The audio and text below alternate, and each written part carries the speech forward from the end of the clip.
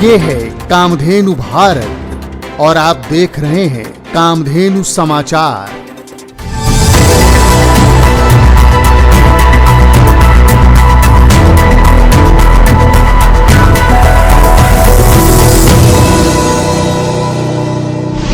नमस्कार, कामधेनु समाचार में आपका स्वागत है।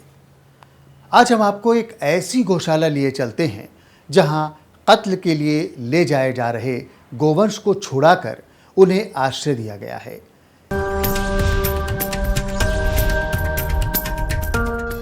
1 करोड़ बिन दुधारू गायों को गांव-गांव तक किसानों के घर पहुंचाने की वृहद योजना, गौ ग्राम योजना, श्री हरि सत्संग समिति का संकल्प।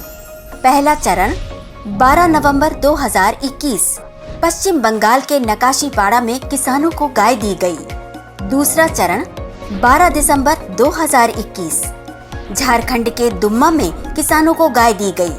अब किसान होंगे आत्मनिर्भर, जैविक खाद से करेंगे खेती, गोबर और गोमूत्र से बनाएंगे उत्पाद। श्री हरि सत्संग समिति की गौग्राम योजना में आप भी भागीदार बने और श्रद्धानुसार गाय का दान करें। एक गाय का दान रुपए 25,000।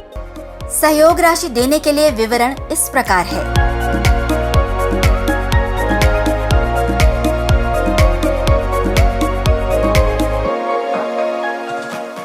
आपके द्वारा दिया गया अंशदान आयकर अधिनियम की धारा 80G के तहत कर मुक्त है।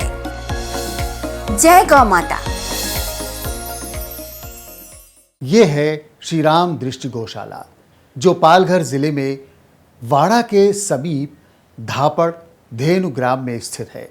श्री राम दृष्टि गौशाला सेवा संस्था द्वारा संचालित इस गौशाला का क्षेत्रफल 25 एकड़ है। गौशाला में 182 गोवंश हैं, जिनमें 114 गाय और 68 नर गोवंश हैं। गौशाला में 12 कर्मचारी गायों की देखरेख और साफ सफाई का काम करते हैं। गौशाला में बूढ़ी और घायल अवस्था में छुड़ाई गई गाय के लिए भी अलग बाड़े बनाए गए हैं। गौशाला के फाउंडर किशोर कराले ने कामधेनु समाचार को बताया, ये काम चल रहा है पिछले 24 साल से।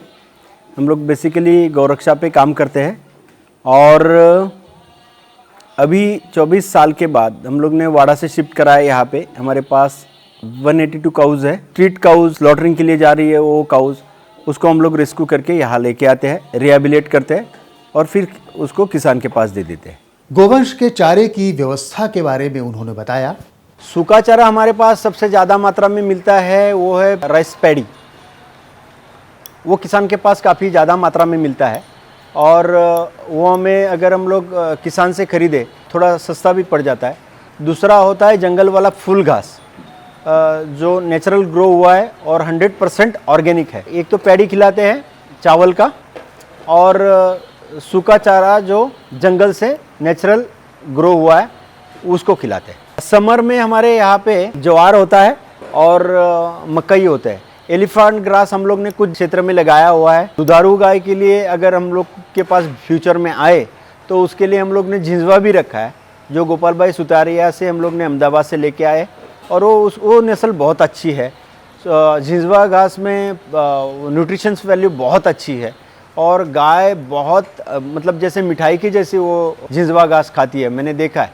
तो उसको हम लोग अभी फैलाने का विचार कर रहे हैं और ज़्यादा। खली देते हैं बीमार गाय को, तुअर चूनी देते हैं और गेहूं का भूसा देते हैं और कुछ मिनरल मिक्सर। बूढ़ा गोवंश और बहुत ज़्यादा गाय थक चुकी है, बीमार है, तो उसमें ये स्पेशल डाइट हम लोग प्रोवाइड करते हैं। गौशाला की गायों के स्वास्थ्य की देखरेख के बारे में किशोर कराले बताते हैं, जिसमें बहुत इमरजेंसी रहे तो ही एलोपैथी यूज़ करते हैं, नहीं तो होम्योपैथी और आयुर्वेदा का यहाँ पे बहुत ज़्यादा मात्रा में प्रयोग होता है।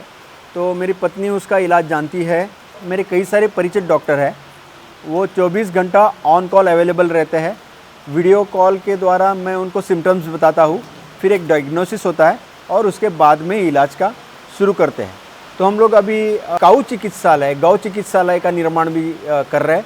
अभी वो निर्माणाधीन है, 1-2 महीने में बन जाएगा। उसमें एक्सरे की व्यवस्था है, ऑपरेशन थिएटर की व्यवस्था है, वहाँ पे सर्जरीज होगी। हम लोग अच्छे सर्जन की भी यहाँ पे व्यवस्था करेंगे और हमारा प्रयास है कि कहीं से अगर व्यवस्था हो गई तो ये पूरी 100% फ्री ऑफ कॉस्ट व्यवस्था पशुपालकों के लिए, गाय पालकों के लिए दे देंगे। गाय पालने के इच्छुक किसानों को गौशाला की गाय कुछ शर्तों पर दी जाती है। जब किसान को हम लोग गाय देते हैं, शुरू में ऐसा हुआ कि हम लोग ने बैल किसान को खेती के लिए दिया, तब मालूम पड़ा कि 17वें दिन वो रास्ते पे पकड़ा गया स्मगल होते हुए, स्लॉटरिंग के लिए जाते हुए। तभी लगा कि इसमें कुछ पेपर वर्क होना चाहिए। अभी हम किसान से एप्लीकेशन लेते हैं गौशाला के नाम पे, एक 712 लेते हैं जो प्रूफ होता है उसके किसानी का, उसका एक डिमांड लेटर लेते हैं, एक अंडरटेकिंग पेपर बनता है और उसके ऊपर दस्तखत होते हैं उनके कि ये गाय जो है हम लोग आजीवन संभालेंगे गाय माता के अंत तक, और उसका कहीं भी उसको दुख नहीं देंगे, उसको हार्म नहीं करेंगे। इस प्रकार से उसके ऊपर लिखा हुआ होता है। गाय को वापस करना है, पालनी नहीं है तो ये वापस गौशाला को आप वापस करेंगे। इस प्रकार से एक फाइल बनती है फ़ोटो लगा करके किसान का, और गाय किसान को हम लोग सौंप देते हैं। गाय ही एक ऐसा जीव है जो जीवन भर कुछ न कुछ देती ही रहती है और मरने के बाद भी भूमि का पोषण करती है। श्री राम दृष्टि गौशाला की गाय अपनी आखिरी सांस भी गौशाला में ही लेती है और गौशाला में ही गाय को समाधि दी जाती है।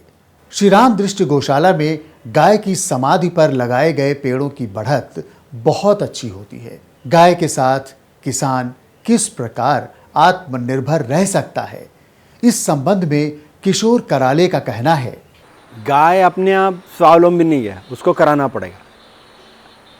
वो जाके अपने आप में कुछ नहीं करेगी। गोबर का व्यवस्थापन, जो रोज़ गोबर स्वेच्छा से दे रही है, जो रोज़ गौमूत्र स्वेच्छा से दे रही है, तो जो है उसका व्यवस्थापन किसान को करना है, अपना अपना दिमाग लगा करके। कई सारे किसानों को गौंश दिया है। गाय को खेती से जोड़ा गया है।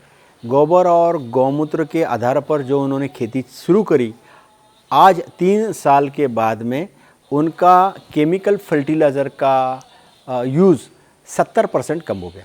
70%। जो 1972 में जो हरित क्रांति आई, उसके बाद में लगातार अभी तक जो किसान अपने घर में फर्टिलाइज़र यूज़ कर रहा है खेती में, वो तुरंत कम नहीं होने वाला है। बट 70% उसका प्रमाण कम होना एक अपने आप में उपलब्धि है। गाय खेती के साथ जब किसान जोड़ता है तो वो उसी दिन प्रॉफिट में आ जाता है। ऐसी ही कुछ और ख़ास जानकारी के साथ हम फिर होंगे आपके पास। गो संरक्षण संवर्धन से जुड़ी खबरों के लिए देखते रहिए कामधेनु समाचार।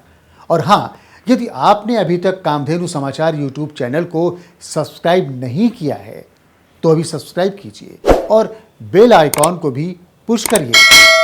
अगर ये वीडियो आपको पसंद आया है तो लाइक, शेयर और कमेंट्स करना ना भूलिए। धन्यवाद।